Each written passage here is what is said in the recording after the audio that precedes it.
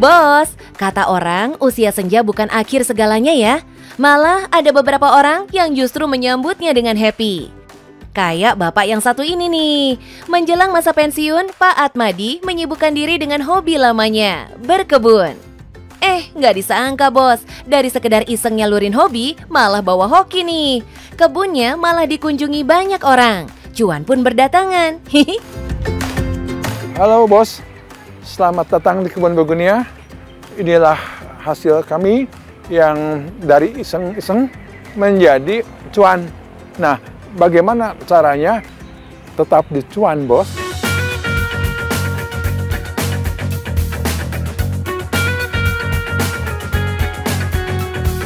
Oh my god, bos. Kalau nemu kebun bunga seestetik ini, paling cocok ngapain ya? Udah pasti, mata auto jelalatan cari spot terbaik. Tangan mendadak gatel, langsung ambil kamera. Pose, cekrek. Setiap sudut kebunnya didesain secantik mungkin, lengkap dengan ornamen atau hiasan seperti beberapa patung hewan. Tapi tahu nggak sih bos, kebun bunga super cantik ini dulunya cuma kebun bedengan biasa loh. Pada tahun 2014, Pak Atmadi berniat mengisi waktu pensiunnya dengan menekuni hobi berkebunnya. Dan dari beragam tanaman bunga yang ada, Pak Atmadi memilih bunga Begonia balinea untuk dia tanam. Ternyata berbunganya sepanjang musim, sehingga menarik banyak orang, terutama ibu-ibu untuk datang ke sini. Timbullah satu pemikiran, kenapa kita tidak jadikan taman bunga aja gitu. Lokasi dan cuaca di Lembang, Bandung emang cocok buat pertumbuhan beberapa tanaman bunga, bos. Kebun bunga Pak Atmadi berkembang pesat dan banyak didatangi wisatawan. Hampir setiap wisatawan yang mampir nggak hanya merasa puas, bos, tapi berharap kebun ini punya lebih banyak koleksi tanaman bunga lainnya. Nah, nambah koleksi pasti nambah biaya perawatan dan operasional dong, bos.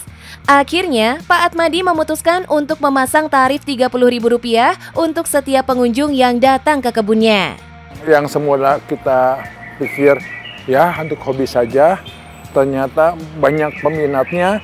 Kami pikir ya, memang ada baiknya kita tarif sedikit buat suatu pemasukan supaya ada peningkatan di taman bunga ini gitu. Di hari biasa, pengunjung yang datang biasanya rombongan keluarga, bos. Di akhir pekan, wisatawan dari kelompok besar yang banyak berkunjung, bos. Wah, melihat banyaknya pengunjung yang datang, dari tiket masuknya udah lumayan nih omsetnya. Misalnya, dalam sebulan ada 1.000 pengunjung. Dikali dengan 30.000 dalam sebulan, bisa masuk 30 juta, bos. Secara bertahap, Pak Atmadi terus menambah koleksi tanaman bunga lainnya. Beberapa di antaranya ada juga edible flower atau bunga yang bisa dimakan, seperti bunga nasturtium yang punya rasa mint ini, bos. Oh iya, bos, begonia juga termasuk edible flower loh. Ini bunga begonia yang bisa kita konsumsi. Bunga ini asam rasanya dan memang khasiatnya juga bagus.